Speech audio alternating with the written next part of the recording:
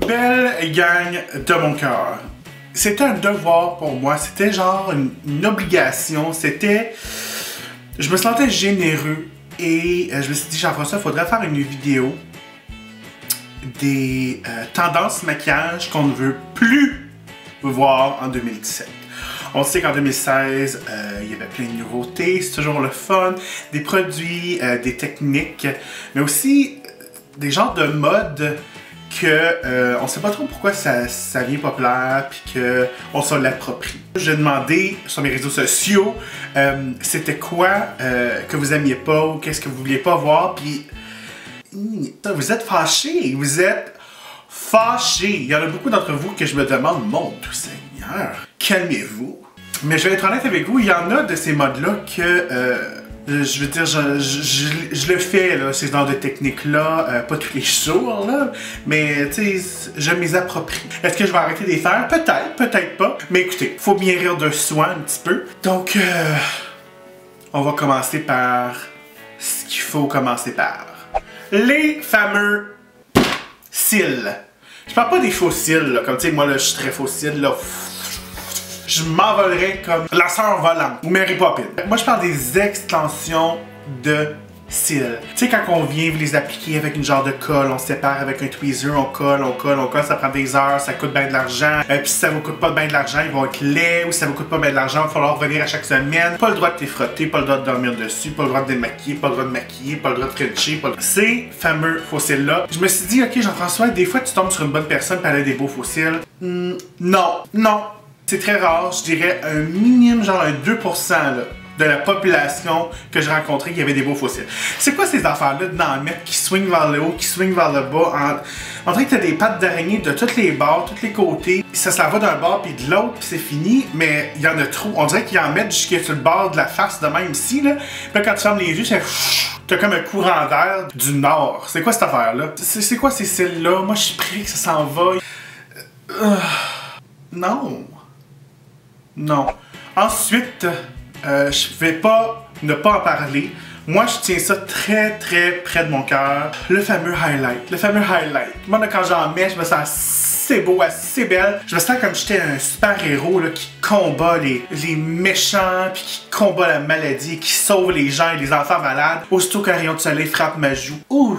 Mais je sais que des fois, c'est un petit peu trop. Même moi, tu sais, des fois, tu mets du highlight ici, tu commences ici, c'est beau sur le cheekbone. Tu te l'as fait bonne mine, mais là, après, tu passes au front. T'es pas certain si c'est un petit peu luisant ou gras.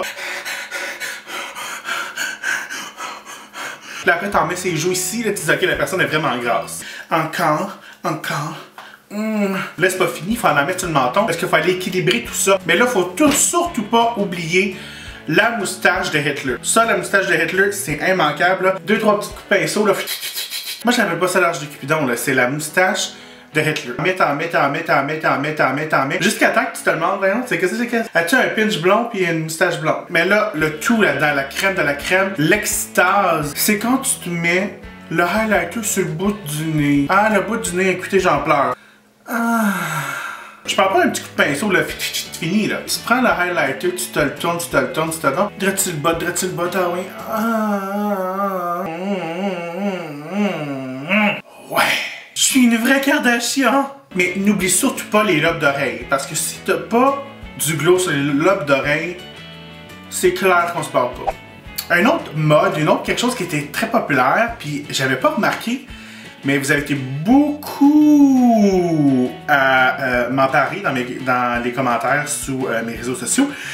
C'était des sourcils trop définis, les fameux sourcils Instagram. On voit pas que de la texture dans le sourcil. C'est soit trop foncé, trop carré, trop pointu ou trop dessiné. Moi, j'aime vraiment ça, un sourcil défini et plein et épais. Bref, on peut s'en passer. Parce que là, on dirait que tu utilises 46 produits pour tes sourcils, puis je ne comprends pas pourquoi. Oh, ça, je suis excité de vous en parler. Parce que j'ai remarqué ça, je suis coupable, je dois vous l'avouer, et j'aime ça. Des fois, je me crois un peu trop, mais en étant un beauty guru, là, un influenceur beauté, quand je fais des looks maquillage, là, il faut que je fasse un intro vraiment dramatique. T'sais, on dirait qu'on a le filtre Days of Our Lives, puis on est tout flouté, puis on tourne le visage, puis on regarde la caméra comme... Une des choses des intros aussi, c'est pas nécessairement juste avoir de l'air cute, c'est comme l'effet Slow motion. C'est comme si juste tourner vers la caméra, faire un clin d'œil, c'était pas assez.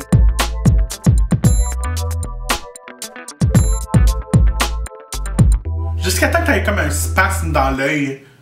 Vous savez ce que je veux dire? C'est comme si on voyait un gros hot dog juteux de l'autre côté du salon pis t'avais juste le goût de sauter dessus pis le manger. Je trouve ça correct les petites intros, là. Tu sais, on veut montrer notre maquillage, c'est beau. Mais c'est quand l'intro est un peu trop longue. Comme quand ça passe le 15 secondes, ça devient un peu malaisant. Je fais caca sur la bol, mais je me trouve belle. Ouh, je pense que j'ai de marcher sur ma boucle d'oreille, ça vient de me fendre le pied. Oh. Est-ce que je vais arrêter de les faire? Probablement pas. Est-ce que je vais moins en faire? Oui. Je vais vous épargner un peu, je vais vous le dire. Mon ratio, ça va à peu près être une fois sur 3. Est-ce que ça vous va? Cette année, les vidéos beauté... je sais plus où je m'en vais. C'était même plus des vidéos beauté, c'était tout ce qu'on peut utiliser pour appliquer notre maquillage, sauf des pinceaux.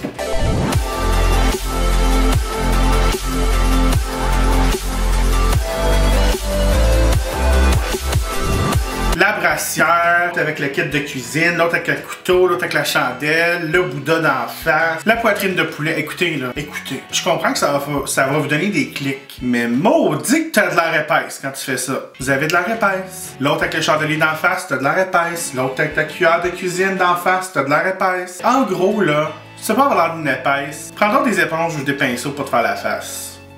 Et cette tendance-là cette année, c'était fulgurant. C'était incroyable, je dois vous le dire. Vous le savez sûrement déjà. La dernière, on a vu beaucoup de l'été qui font chier. Tu le bois, tu deviens maigre, tu vas aller flûter dans la toilette, tu vas perdre 5 livres. T'en bois le matin, tu vas chier toute la journée, fait que tu vas pas travailler. Il appelle ça du fit tea, comme si c'était pour te sentir mieux dans ta peau, comme si tu avais fait un workout. C'est certain qu'on dirait que tu as fait un workout, ça fait 5 heures que t'es sur la bolle, puis tu forces, t'as des abdos, puis t'as des obliques qui sortent de ton corps tellement que t'as forcé, esti. Bref. Cette année, ce qu'on a vu, l'été, on en a encore vu, mais c'était les fameux jujubes qui font pousser les cheveux. Eh oui! Comme par magie, on prend ce jujube-là 1 à 2 fois par jour, et à l'intérieur d'1 mois, nous avons une nouvelle chevelure. Et ça là, les niaiseries. On a vu les Kardashians en prendre, on a vu Paris Hilton en prendre, on a vu des influencers en prendre. Ben oui, tout le monde porte des perruques. On voit pas leurs vrais cheveux, ils portent toutes des perruques. Fait que tu vas me dire que prendre une petite jujube, ça va faire pousser tes cheveux ou ta perruque? Mais non, ils sont pas payés là. Ils sont pas payés, c'est vraiment leur propre opinion.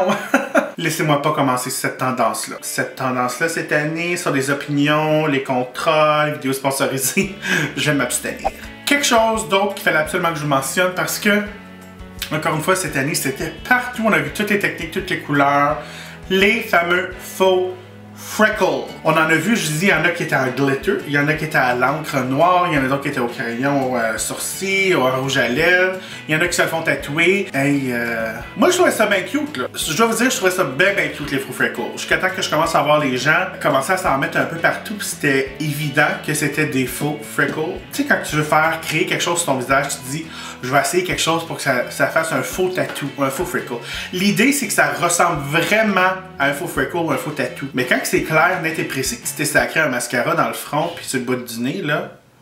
Puis là, après, il y avait la mode des faux freckles multicolores. Fait que t'avais des points rouges, des points blancs, on n'a pas assez des points blancs puis des points noirs, là. En tout cas, c'était pas drôle. Oh my god, tout le monde, la nouvelle palette, elle vient juste de sortir de ma nouvelle compagnie favorite, ever. Assurez-vous de prendre mon coupon code Jean-François CD et vous aurez un 20% de rabais.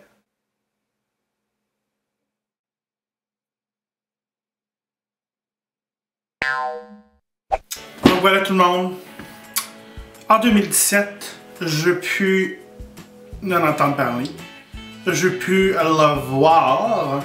Et ça, on le voit juste que ça soit un petit peu plus moins évident, tu sais. Prenez ça avec un grain de sel, là, les tendances et tout ça. Ça veut pas dire qu'on est obligé de tout faire en même temps. Je suis quand même excité de voir les nouvelles tendances 2017 pour faire une vidéo l'année prochaine, par exemple. Bye!